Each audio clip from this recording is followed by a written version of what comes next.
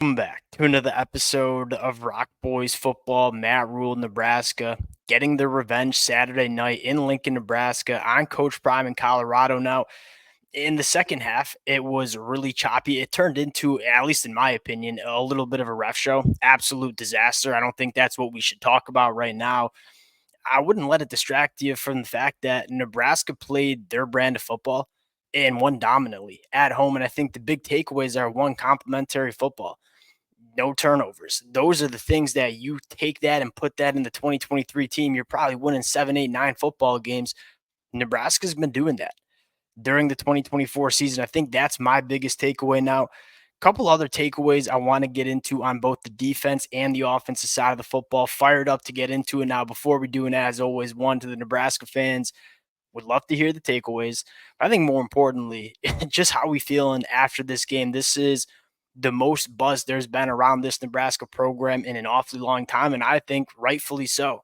So would love to hear from you guys in the comment section. If y'all do enjoy the content, consider subscribing to the channel. I say it all the time, but the amount of support the Nebraska fans continue to show to the boys, it means the absolute world. Appreciate you guys. And without further ado, let's get into this one. I want to start, on the defensive side of the football, where you go back to how we talked about this football game heading into Saturday night. The biggest key for this Nebraska defense was winning in the pass rush with your front four. That's exactly what Nebraska did. And you look at all the playmakers that Colorado has in the passing attack, specifically at the wide receiver room. You want it to be able to allocate a lot of bodies into the back end to deal with all that speed and playmaking. And so I think in order to do that, you had to win with your front four. And I thought Nebraska did that consistently Saturday night in Lincoln. And I think what the fascinating part about this is you saw them do it in a couple of different ways. One, they just have straight dudes like Nash and Ty on the inside. That is going to be a handful for just about anybody to deal with on the inside of the defensive line. But then you look at whether it's Jamari Butler, whether it's Willis McGahee coming in as a true freshman, getting the strip sack to end the football game.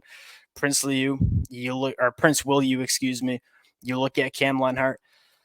Everybody was kind of getting in on it. And you looked at the pockets for Shedeur Sanders. It was an absolute problem. Now they were winning their one-on-one matchups.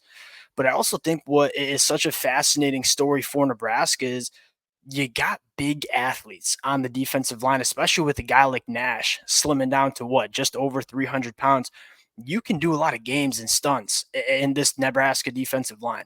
So you talk about winning with four. There's a lot of different ways you can do that. Yes, you can win your one-on-one pass rushes, which Nebraska certainly did Saturday night. But I think, more importantly, you can do a lot of different things, especially with the Colorado offensive line that, brand new, not a lot of communication, starting a true freshman at left tackle and Jordan Seaton.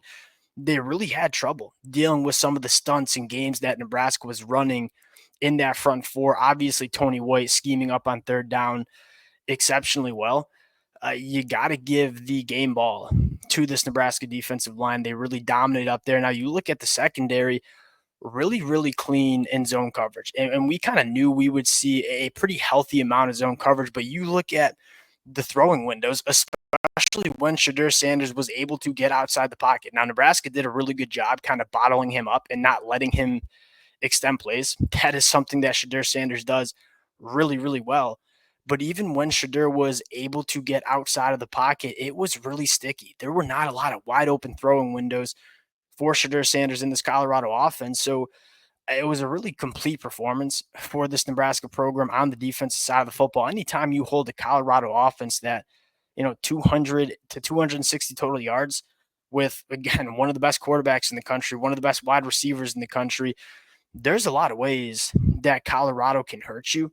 And Nebraska didn't really give up those explosive game-changing plays on defense. You got to give the game ball to this Nebraska defense. Now, getting into the offensive side of the football, that is exactly how you wanted it, especially in the first half. And you go to kind of the time of possession. That's something that, we talked about heading in 35-24. So Nebraska controlling the football for just about a quarter more than Colorado Saturday night.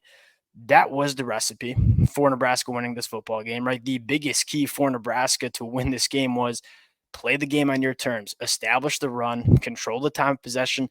That's exactly what Nebraska did specifically in the first half. I'm going to give a massive shout out to the inside of this Nebraska defensive line. You talk about Justin Evans Jenkins and Ben Scott and Micah Mazikua. They were road grading in that first half. Now, in the second half, we're going to get to that. I think Nebraska kind of sat on the football a little bit, parked the bus on offense. But I think more importantly, the refs really played a role in this football game. I'm not saying Nebraska wasn't committing some of these penalties, but they certainly weren't either. I mean, you look at Ramir Johnson just absolutely dog walking that guy into the ground, for lack of better terms, and you get called for a holding on the. It was not a great showing from the refs, at least in my opinion, and it went both ways. It's not only bad for Nebraska; it was bad for Colorado as well. That being said, I think that had a lot to do with Nebraska kind of being choppy in the second half. I think they were a little bit one dimensional. They didn't really want to do anything to put the football game in jeopardy. And when you have this Nebraska defense that is, for lack of better terms, dominating the football game, you're in the second half, you're up 28-3. Why would you be putting the ball in harm's way or trying to do too much on the offensive side of the football? So, yeah, was it a frustrating second half on offense for Nebraska? I think Matt Rhule said it best in his post-game presser. You look up and say 28-10. That looks pretty damn good to me. Maybe it was a little ugly and choppy in the second half on offense. If you're a Nebraska fan, you're taking 28-10 right to the bank every single Saturday. You look at Dylan Raiola again. I think Matt Rhule said it really well again. The kid's keeping the ball out of harm's way, and his ability to make some of those big time throws, but also toe the line and not put the ball in harm's way, that's what really stands out. But as a true freshman, 19-year-old kid coming up and changing protections on the offensive line in that kind of environment, Dylan Raiola continues to impress you not only with the incredible arm talent that this kid has, but the moxie and the composure that is really important to being a starting quarterback.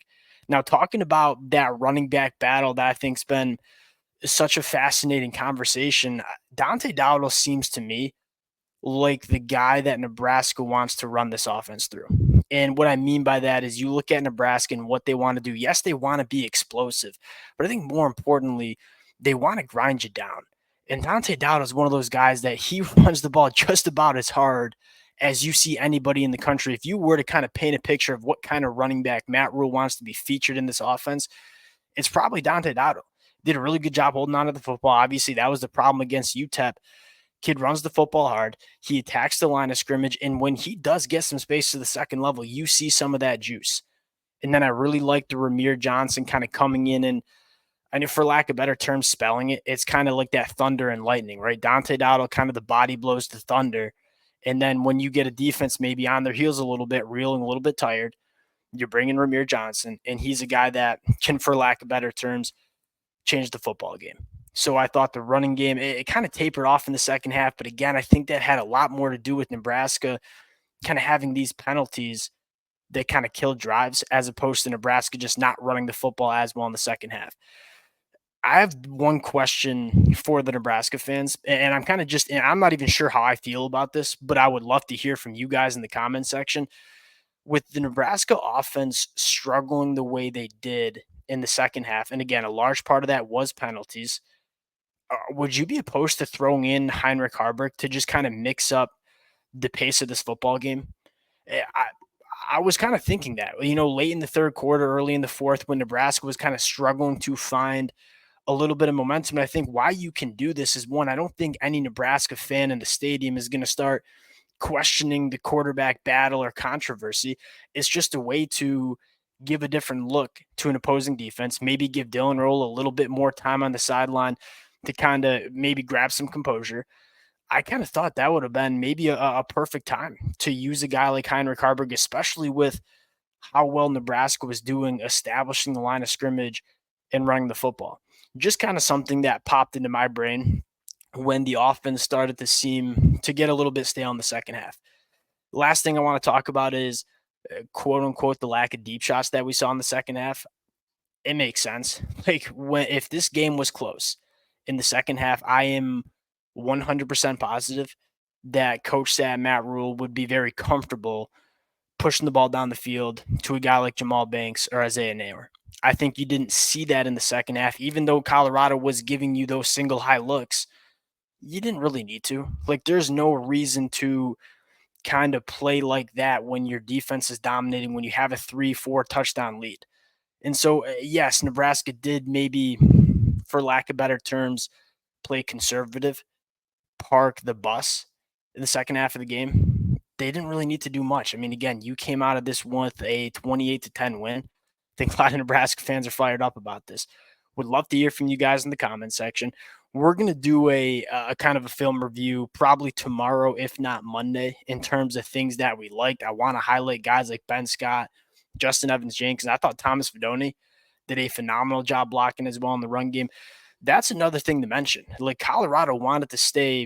One more guys, I guess they got one more note here. Colorado they wanted to stay in that nickel look. And so what you saw Nebraska doing a decent amount was say, hey, we're just going to run some 12 personnel, get 2 tight ends on the football field, and play a little bully ball. And because they stayed in nickel, which we kind of knew they were going to do after what we saw from North Dakota State, you saw Nebraska kind of take advantage of the personnel advantage they had and really establish the line of scrimmage. We'll cut it there. Again, a lot to kind of dive into and unpack throughout the next couple of days. Appreciate you guys rocking with the fellas. Again, if y'all do enjoy the content, consider subscribing to the channel. Appreciate you guys, and we'll talk to y'all later.